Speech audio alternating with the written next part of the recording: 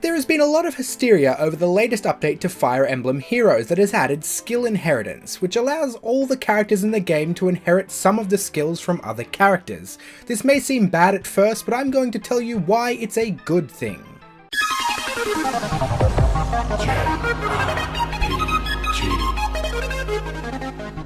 I've played a lot of character gacha mobile games. If you aren't familiar with the term, it's a mobile game, most often free to play, that encourages the user to spend money to get certain characters from a lottery. It's one of the most successful mobile game models there are, and there are a ton of really popular gacha games out there.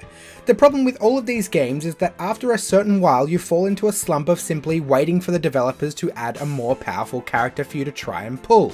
People who spend a lot on the game simply have the best units the game has to offer, and free-to-play players find themselves in situations where they are saving up currency and not pulling until the developers add a really good new character or summon banner. In the PvP sections of these games there is almost no diversity. Everybody plays the exact same characters because those characters are the best, and that is what was happening in Fire Emblem Heroes already. About 80% of the teams I faced in Arena had a Takumi on their team, and I doubt that all of them really wanted Takumi on their team from a character standpoint. They put him on their team because he is one of the best characters. This gacha model entices players in with the prospect of building a team filled with your favourite characters from the franchise, but what ends up happening is you dump the characters you actually like in favour of the ones that are the most powerful.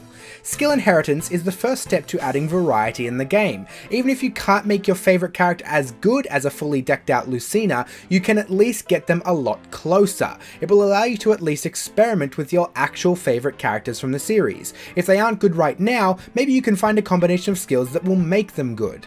It also tremendously helps free-to-play players by giving every pull a significantly higher chance of giving you something of value. Previously you would wait for a summon banner that had good rates on 1 or 2 characters, and if you didn't happen to get one of those characters, or if you got them at like 3 stars, the pull was basically worthless. Now there is a good chance you will get at least a character with some worthy skills for you to experiment with.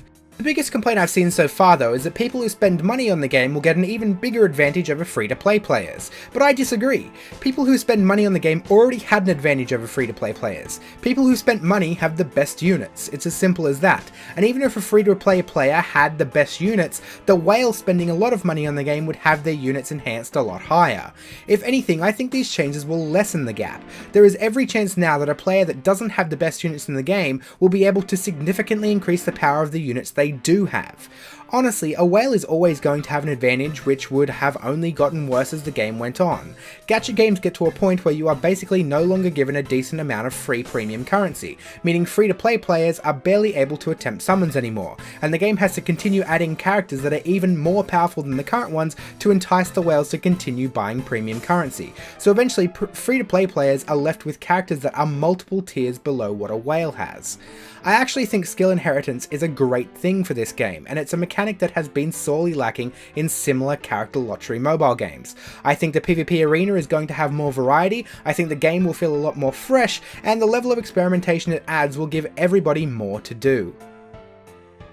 Thanks for watching. What do you think of the skill inheritance changes in Fire Emblem Heroes? Tell me about it in the comments section. Like this video if you liked it, subscribe to see more of me and everything I do, and if you like my content you could consider supporting my channel on Patreon. Other than that, I'll see you all soon.